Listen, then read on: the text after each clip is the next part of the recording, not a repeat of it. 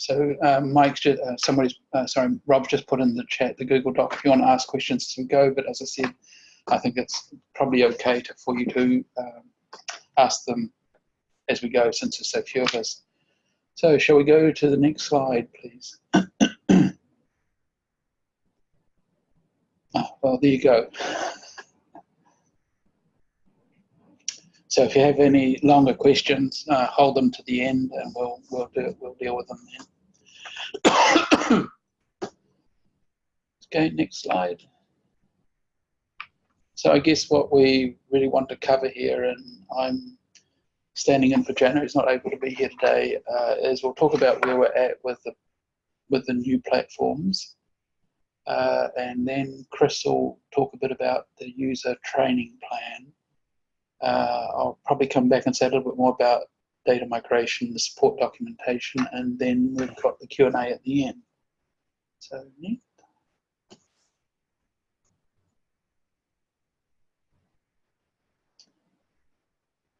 So where we're at, so we are mid-April. So in the 26th of February, the Maui and Mawika began being installed in the data center here at Greta Point. We formally accepted the machines at the end of March, which means essentially we can't send them back. That said, there's still quite a lot of work to do, and I guess before accepting them, and I'll come back to this in a slide in two slides time, we obviously had to ensure that they met the scientific benchmarks, and I'll comment on that when we get there, and of course that they could deliver the I/O performance we wanted. But there's still quite a lot of configuration still to do. So that's what's happening essentially now, and essentially from the end of March through to probably the middle of May is our sense at this point. It'll take that time before we get that finished, and I'll talk about what we need to do later on. And so the target for getting users on from both PAN and Coupe on the new systems probably mid to late May, although as we get closer and as we understand what the limitations are, as we understand what the issues are that arise as we do this next set of work, we'll move that data around, and I'll talk a bit more about that in a moment. So there's nothing you need to do at this point, basically, as Jenna said. So just two slides with some pictures. So on the top left, I guess that's in fact the boxes that Mawika came in, and some of them sitting in the data hall. The bottom left is Maui. That's the Cray XC50 with 18,500 processors in it. And I guess one of the interesting things here, if you look at that image, look at the rightmost light area, and if you look carefully, you kind of see it split into three sections, and those are called three chassis. And each of those chassis holds 2,500 cores. Previously in Fitzroy, we had something like 3,500 cores filling almost a complete compute room, and now it fills up a space which is essentially maybe 45 centimeters high and 45 centimeters wide and 2 meters deep. And that's the equivalent of almost the equivalent of what we had there before. The image on the right is as the palette said. So this is delivering the disks for the file system. So there were 13 pallets of them, 82 per box, 2 boxes per pallet, 504 disks, and we already had 504 disks in one of the boxes. So just to give you a sense of what that looks like. If we go to the next slide, please. So this is where we're at today in terms of where the machines are in the high-performance computing facility there that we're calling that. So if we look at the bottom, the right-hand diagram, the right-hand machine is Maui, which is the XC50. We have storage in the middle, and then we have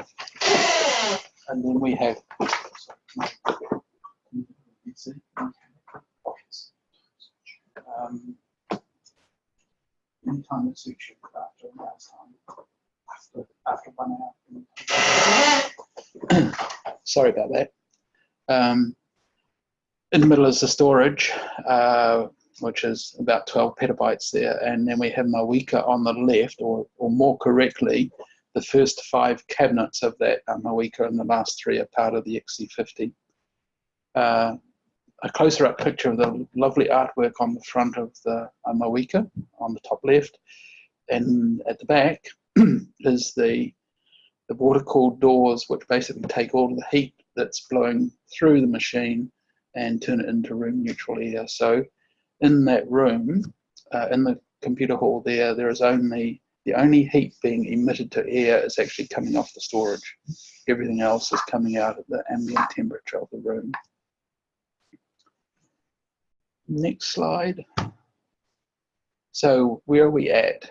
So there were scientific benchmarks tests for both Mawika and for Maui, and those consisted of both tests of the performance of the system against a bunch of code. So on Mawika, there was an ANSYS test and an NAMD test.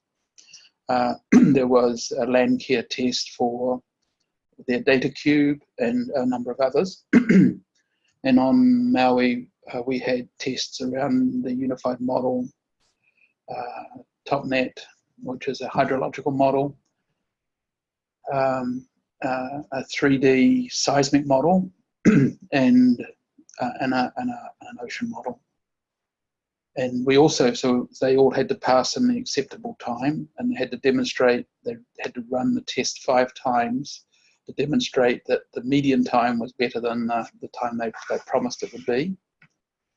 And all of those parts, and then they also had to run the machines and produce, run all of these jobs simultaneously on the machine using up some fraction of the machine, and demonstrate that they could essentially fill it, and that if they ran the same workload test for 5 times, essentially the median time for them was all the same. So they passed all of that. And then we had a file system bandwidth and metadata test. So how fast can we write data to the file systems from the machines?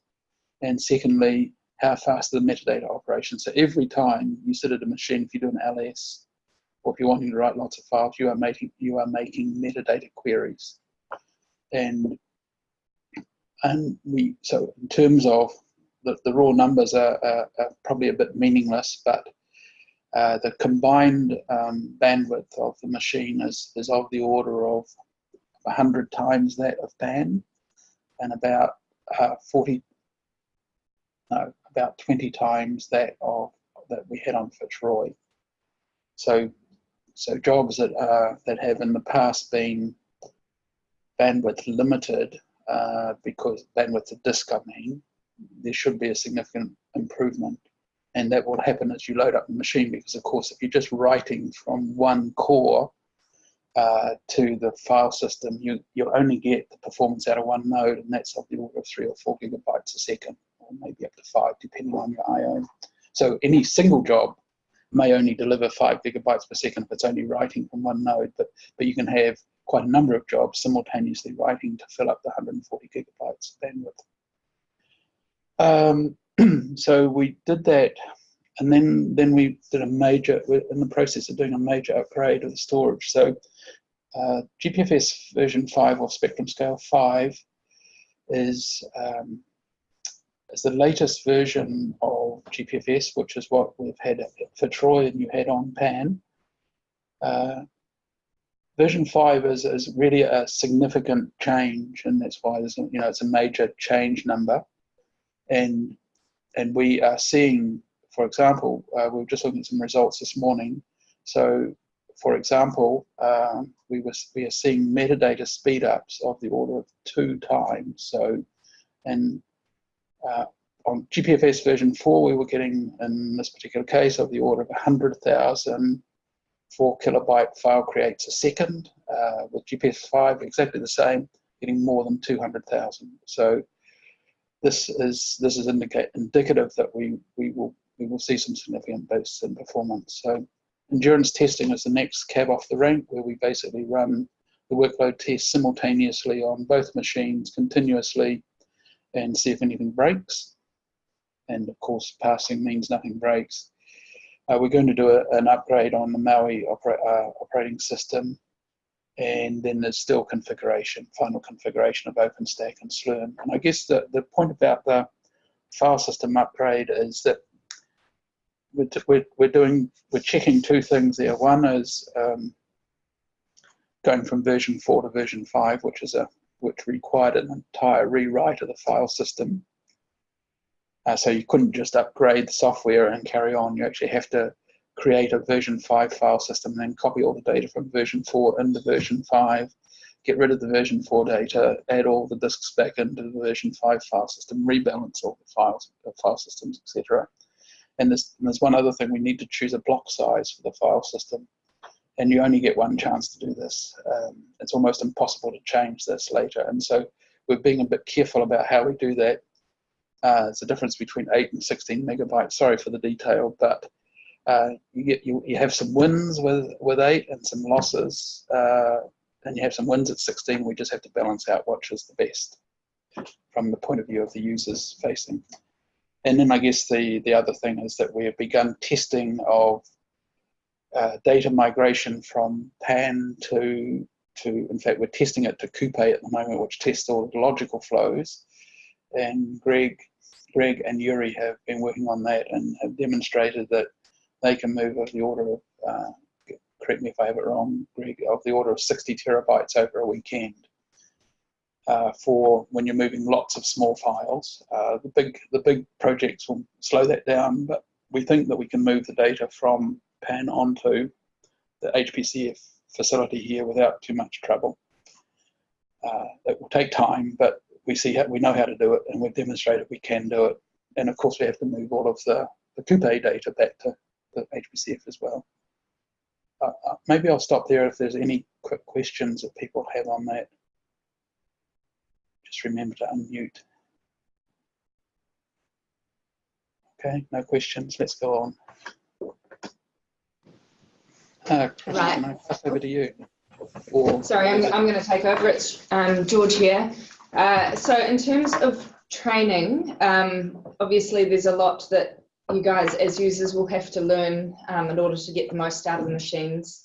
And indeed, hopefully not too much to learn just to get on the machines. We will be running in-person and online training events. So where possible, we really recommend that people do attend in person. We're looking to have events in Auckland, Wellington, Christchurch and Dunedin. So we should, where possible, show up in person. Otherwise, we will have some online options as well. Time-wise, we expect these to be late May, early June. Now that is still sounds quite vague, but it's so dependent on the completion of the machine tailoring and configuration. So we can't give you guys training on the machines until those machines are ready for that. So the training will include how to log in, submit jobs, transfer data and use the scheduler. More advanced sort of training we will look into, but that we're talking about that a couple of months after the machines are going live. So watch this space for more advanced topics. Right, we'll flick through some of the next few slides a little bit more quickly. So here are some of the curriculum that we're going to cover. What's the difference between the two machines? How to use our new NeSi user portal, how the file systems directories and quotas all work. Next slide. Like I said, data transfer, finding the software on the clusters. Oh, sorry, is that a question? So all these 32 players to play. Oh. We might have someone on mute. Yeah. And then so is that wonderful. Yeah, thanks. Cool. So installing packages, submitting jobs, and final slide of this section, I think. We will do some introductory stuff around building your code on the two different computers. So we'll have those dates refined mid-May in terms of training, and we understand that it would be lovely to have them now, but thanks for your patience around those dates, and we'll get them to you as soon as we have them. Any questions around the training?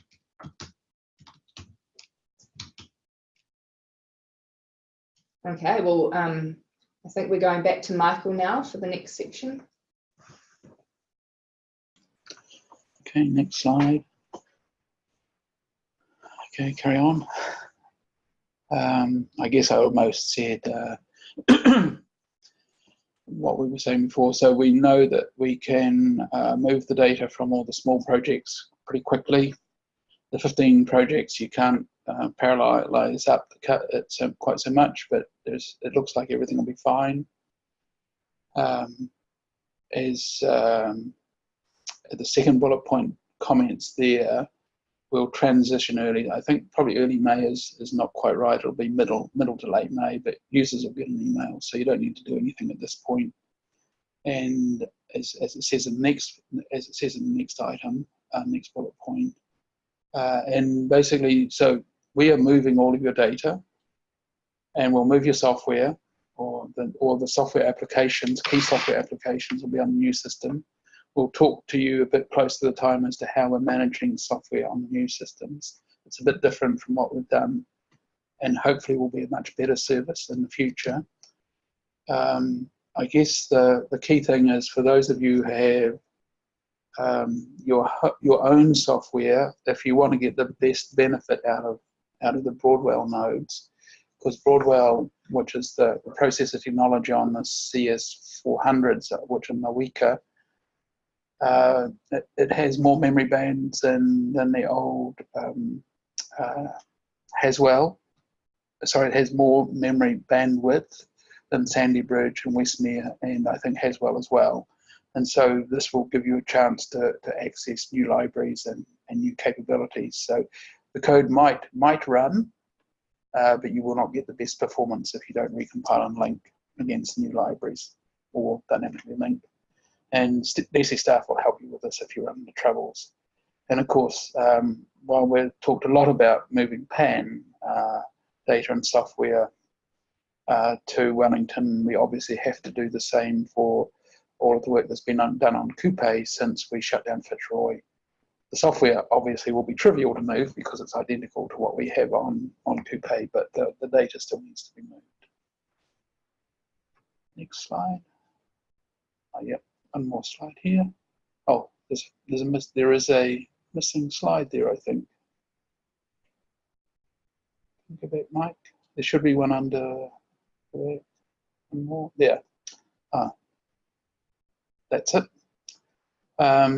So service and user documentation. I guess we're redeveloping the user-facing documentation, and we'll start with focus on the HPC Compute and Analytics Service, which essentially covers much of what we do, apart from the consultancy and some specialized elements of the data transfer.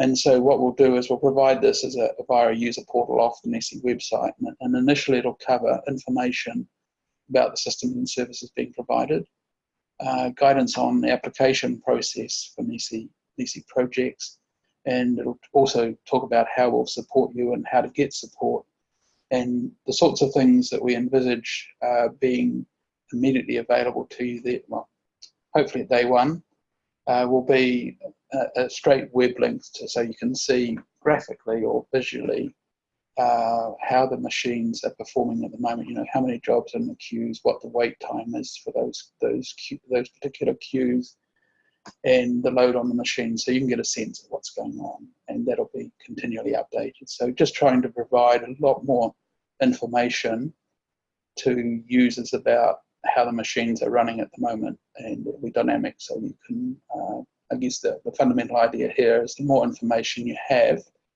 the better that you'll have with understanding how things are going. And maybe why my job is slow is because the queue I put it in has 10,000 jobs in it, and there's a wait time of 1 day for that, or whatever it is. So hopefully it won't be anything like that at day one, but the idea is to provide more information. and I guess it provides a framework to add more and easily accessible information in the future. So this will be a major change to the way we do things. Well, yeah, it'll be a significant change to the way we do it, and the content will be all unified and uniform. So I think that's a work in progress at the moment, and we want to get that ready for the time when you actually start using the machine, so you can go and look up key aspects of it, and you can find all the manuals, and you can find the authoritative manuals, and you can find out what versions of software we have installed and all those sorts of things. And that's it. Questions?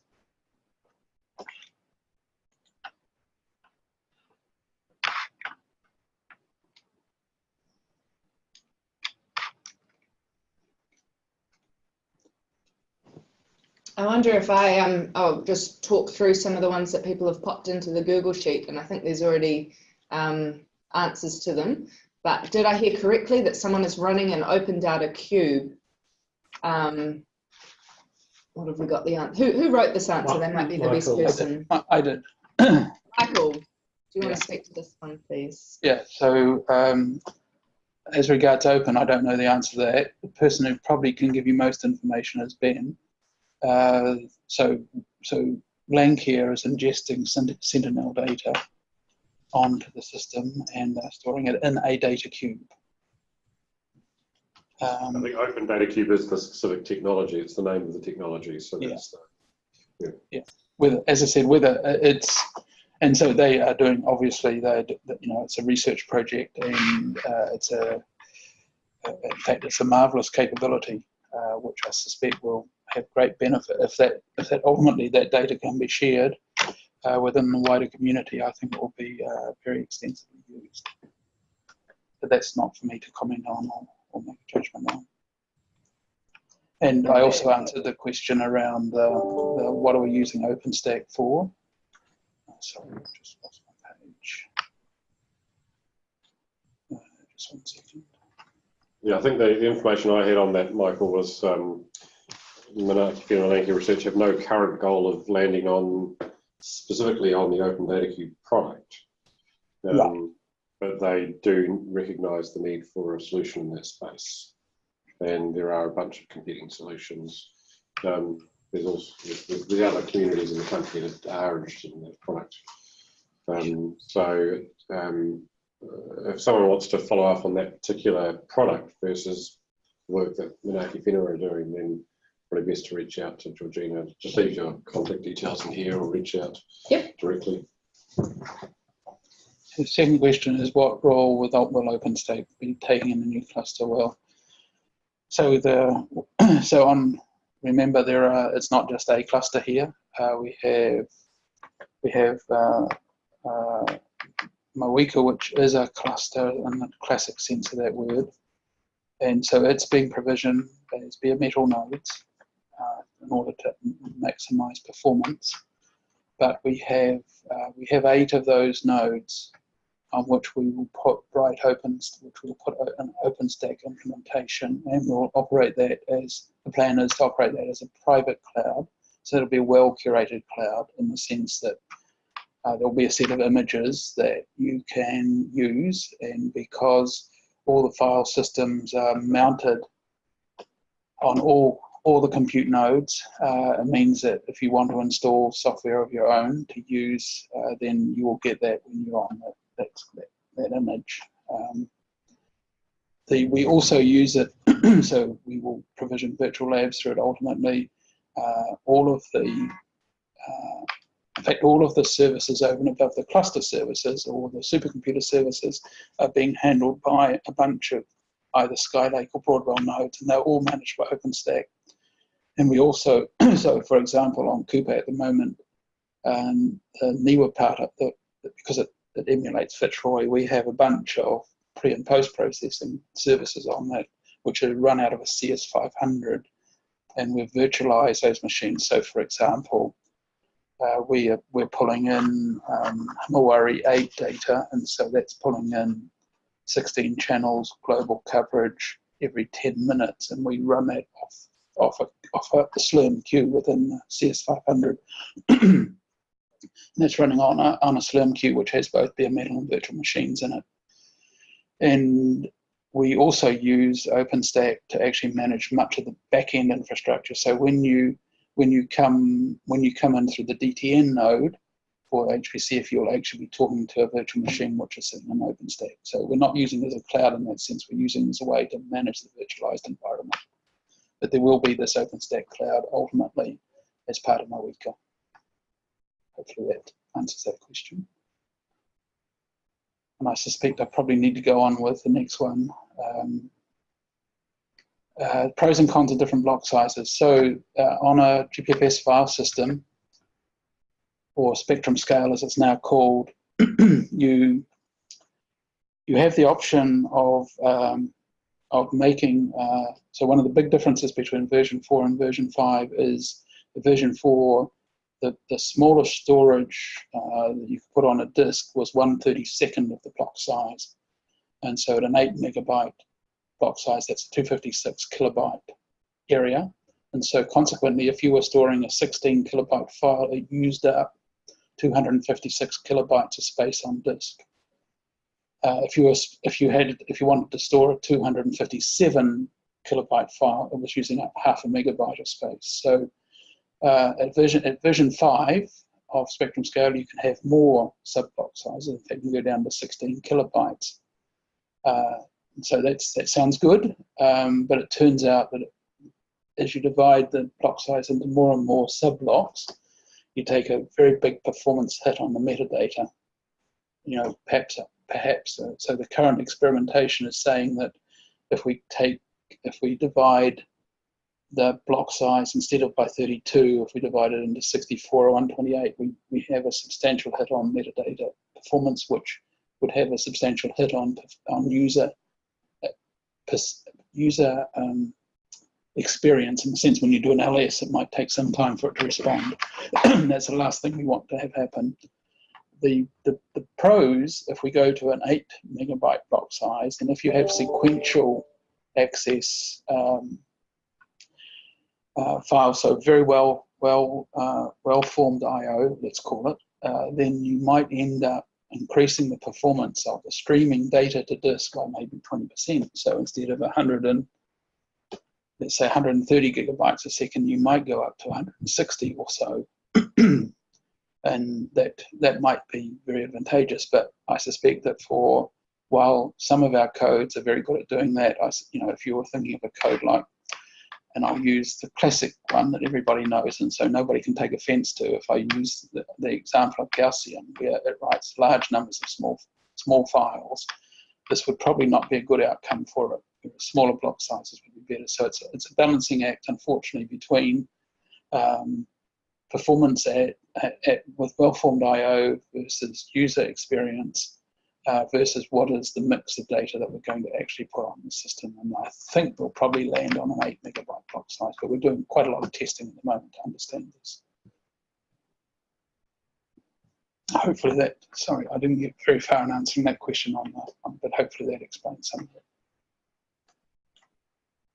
Okay, I might jump in here with a couple of these training questions. So there's a question on whether the hands-on training in Christchurch will be at Landcare. So Landcare is based out at the Lincoln campus, and it isn't finalised at the moment, but it is highly likely that is the case. So we haven't got rooms booked or anything, and everyone here understands that old chestnut, but it's highly likely that will be at the Lincoln campus. And in terms of the differences between Kupe and Maui, and whether essentially, shall I go to the training, if I paraphrase, shall I go to the next lot of training? I might pass this one over and throw someone in the deep end, maybe Wolfgang or Alex, on this. Is it worth people attending the training again if they've done the training for Kupe? Well, it's always worth attending training, right? So I would not expect large differences between Kupe and Maui. So if an experienced user on Kupe goes to Maui, they should find pretty much the same work environment there. There will probably be small tweaks in the software stack and these kind of things. So so some slight modification of the workflow might be necessary, and that module names might be different or something like that. But I wouldn't expect this to be of any larger significance. So I think if you're experienced on Coupe, you can skip the training for Maui. That would be my thinking. Someone just got half a day of their life back. Thanks, Wolfgang. Are there any other questions from the floor? There's no other questions in the Google Doc.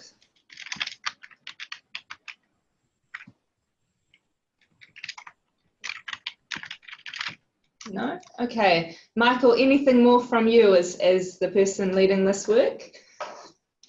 I guess no, I don't. I guess that just what you're. I know we all get a lot of email, but if you can just watch out for as we update you on where we're at with the different stages, so that you have a broad sense of the times at which you're going to need to be engaged. And I guess I would really encourage people to once we do release the user portal, that you do actually take a look through it. There will be an FAQ in there, so that you can get at some of the questions quickly, answers to some of the questions quickly. But I guess probably the key take-home message is this is a new system, a new set of systems. It has new capabilities, and so you should hope and expect things to be different. And they will be different, and they'll be different, we hope, for all the right reasons, in the sense of giving you more capabilities or more control over what you're doing, better information. And yes, you may need to make some changes in the way you do things in the past, but that's kind of the way progress happens. So I just please keep an open mind on how things are going. And we'll keep you up to date as best we can as we have firm information that we can share. Thank you, Michael. Now, I noticed someone has snuck in an additional question. So we've done our official wrap-up, but we'll stick that one in. Will the portal be available to the public or just to NeSi members or users? So the answer is that it will be public, but there will ultimately be sections on it where the PI of a project can log on, and for example, they can look at how their users within that project are using their core resources, and also they will be able to do things like add additional users to the system. Now, the exact details of how all this will work is yet to be determined, but there will almost certainly be a part which you will need to log into. But if you go and look for the person who wrote that in, if you go and look at somewhere like the NCI in Australia, if you just Google NCI Australia and just look at the kind of service information that they provide, we will be doing very similar things here. There's probably a good, maybe somebody can even put the NCI link in there, or alternatives, or another one is Archer. All of these places show their users. We can put a link in there as well in the answer. Yeah. Excellent. Well, I think it's probably time to wrap it up. We are a little bit under time. No one minds that. So thanks everyone for attending and for your questions. The slides will be shared on our website soon, as will the recording of this, and we'll update our FAQ section of the website with some of these questions as well. So we'll be sharing everything we've discussed here on the website in the next few days. So thanks again for attending, and we'll see you at the next webinar. Bye everyone.